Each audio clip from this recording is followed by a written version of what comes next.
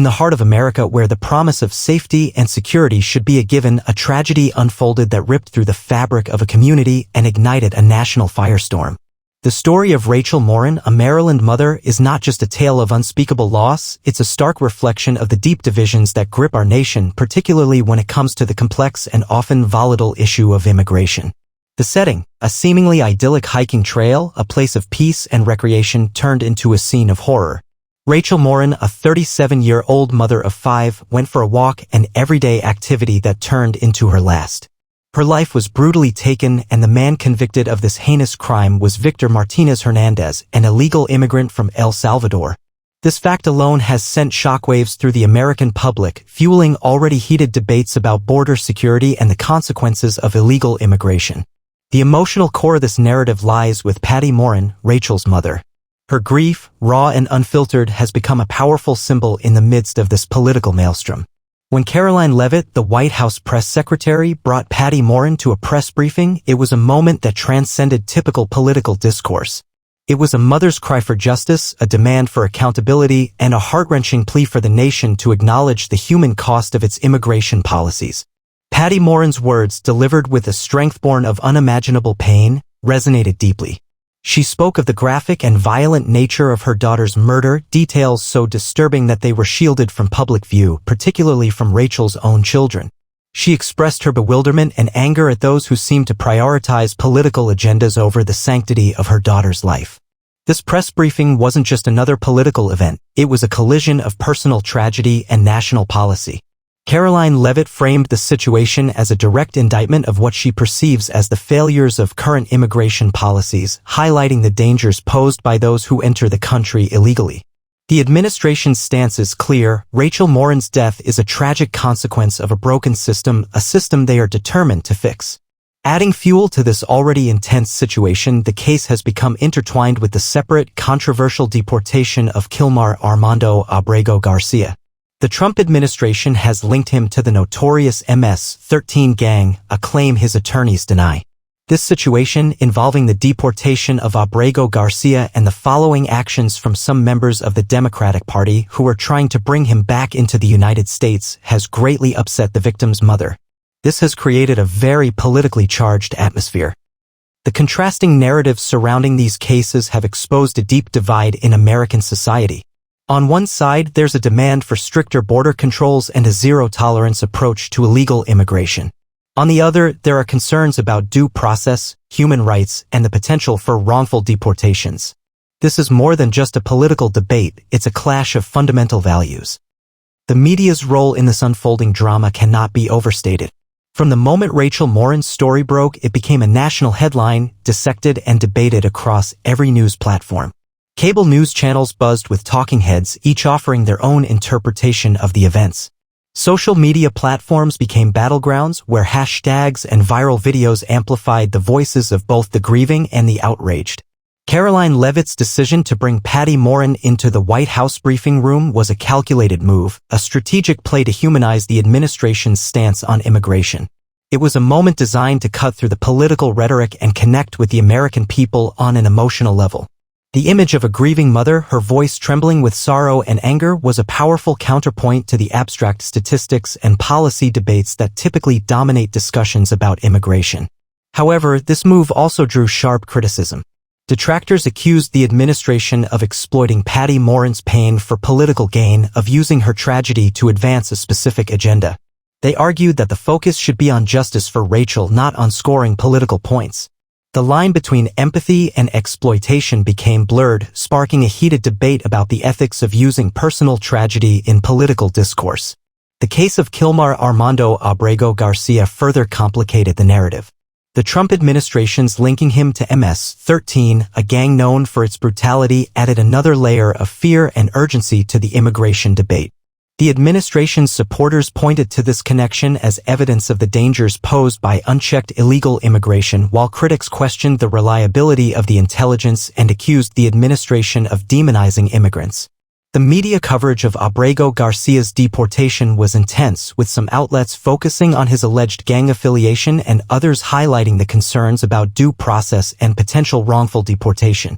The contrasting narratives painted a picture of a nation deeply divided, with each side clinging to its own version of the truth. The political fallout from these events was immediate and far-reaching. Democrats accused the Trump administration of fear-mongering and scapegoating immigrants, while Republicans doubled down on their calls for stricter border security and a crackdown on illegal immigration. The issue became a rallying cry for both sides, with each attempting to mobilize their base and sway public opinion.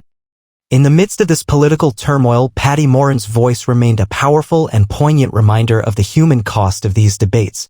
Her grief, her anger, and her unwavering demand for justice served as a stark contrast to the often abstract and impersonal nature of political rhetoric. Her presence in the White House briefing room was a moment that transcended politics, a raw and unfiltered expression of a mother's love and loss. The story of Rachel Morin and the subsequent political and media frenzy highlighted the deep divisions within American society. It exposed the fault lines that run through our nation, the conflicting values and beliefs that shape our understanding of immigration, justice, and security. It was a moment that forced Americans to confront uncomfortable truths about themselves and their country. The core of the debate surrounding Rachel Morin's murder and the subsequent political fallout boils down to a fundamental tension: the perceived need for national security versus the principles of humanity and due process. Karoline Leavitt and the Trump administration have consistently framed the tragedy as a direct consequence of inadequate border security, arguing that stricter enforcement and increased deportations are necessary to prevent similar crimes in the future. Their message resonates with a segment of the American population deeply concerned about illegal immigration and its potential impact on public safety. This perspective emphasizes the idea that a nation's first responsibility is to protect its citizens. Proponents of this view often point to cases involving undocumented immigrants who have committed violent crimes as evidence of the risks associated with lax border policies. They argue that every instance of such a crime is a preventable tragedy, a failure of the system to keep dangerous individuals out of the country. The emotional weight of Rachel Morin's story serves as a powerful illustration of this argument, highlighting the devastating human cost of what they see as policy failures. Conversely, critics of this approach emphasize the importance of due process and the dangers of broad generalizations. They argue that attributing the actions of one individual to an entire group of people is not only unfair but also counterproductive. They point out that the vast majority of immigrants, regardless of their legal status, are law-abiding individuals who contribute to their communities. Demonizing an entire population based on the horrific actions of a few, they contend, fosters prejudice and undermines the principles of justice. Furthermore, concerns have been raised about the potential for wrongful deportations and the erosion of due process in the pursuit of stricter immigration enforcement. The case of Kilmar Armando Abrego Garcia, with the denials from his attorneys regarding the MS-13 allegations, underscores these concerns. Critics argue that linking individuals to violent groups without concrete evidence and then swiftly deporting them sets a dangerous precedent and could lead to the unjust removal of innocent people. The debate also touches upon the complexities of immigration itself. Experts point out that the factors driving migration are multifaceted, often involving economic hardship, political instability, and violence in immigrants' home countries. Simply focusing on border security without addressing these underlying issues, they argue, is a short-sighted approach that fails to address the root causes of the problem. Moreover, the issue of sanctuary cities and their policies has become a flashpoint in this debate.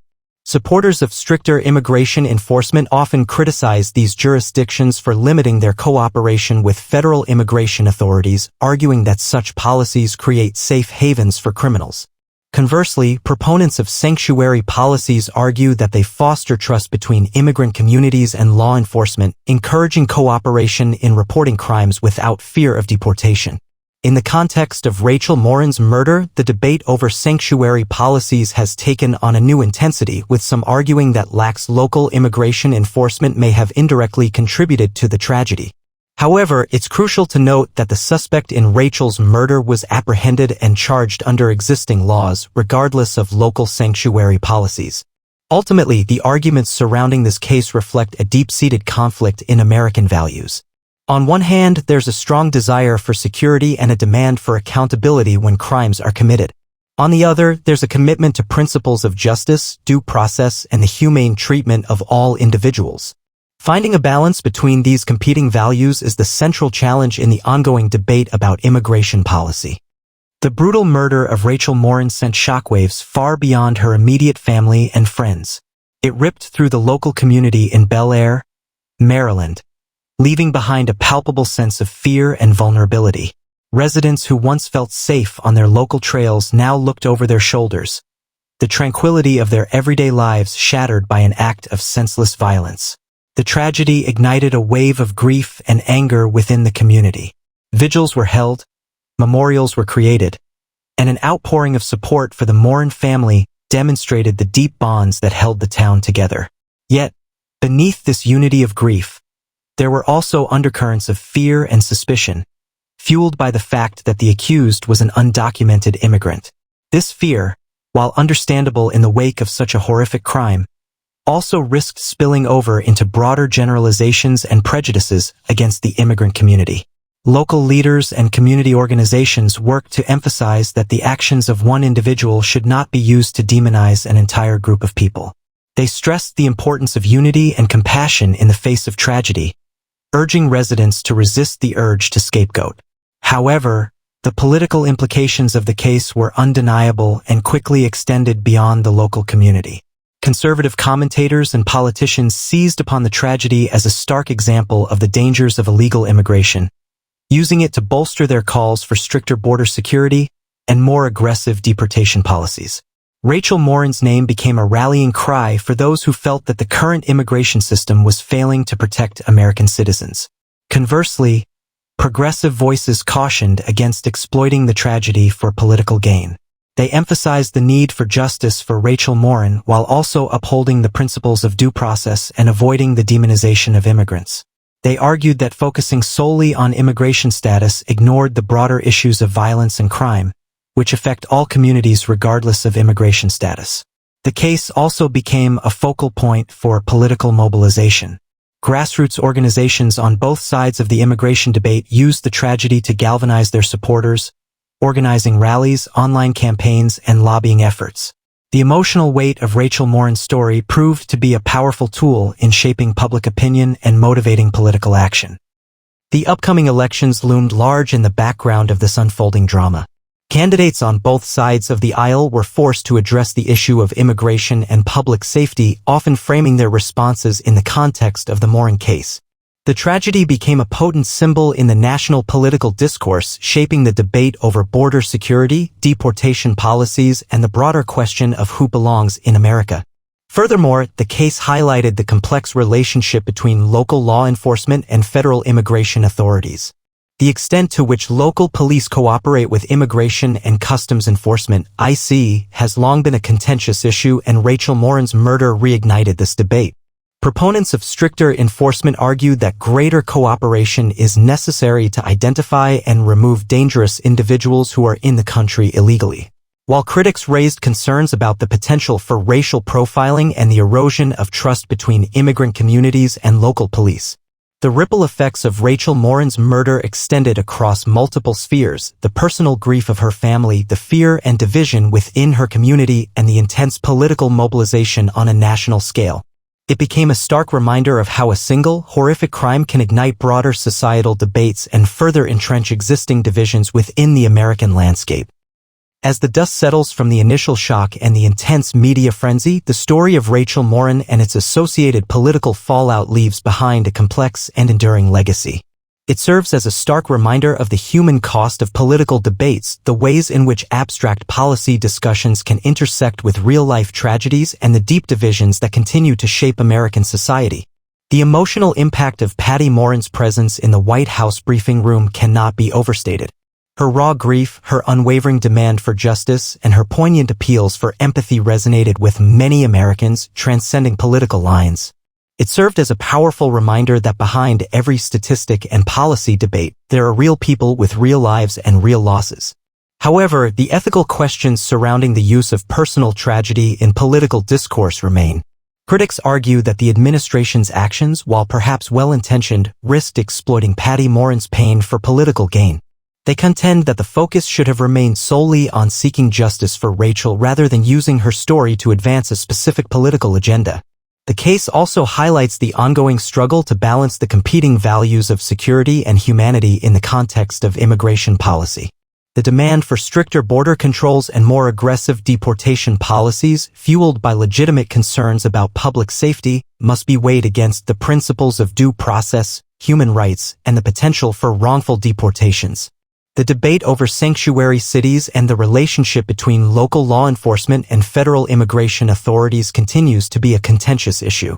The question of how best to balance public safety with the need to protect the rights of all individuals regardless of their immigration status remains a central challenge.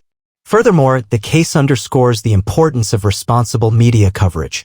The way in which the media frames and presents these complex issues can have a significant impact on public opinion and political discourse. The need for accurate, balanced, and nuanced reporting is crucial in ensuring that the public is well-informed and that the debate remains focused on facts and evidence rather than fear and emotion. Looking ahead, the story of Rachel Morin will likely continue to shape the national conversation about immigration, crime, and public safety. It serves as a potent symbol in the ongoing struggle to define what it means to be an American and who belongs within our borders.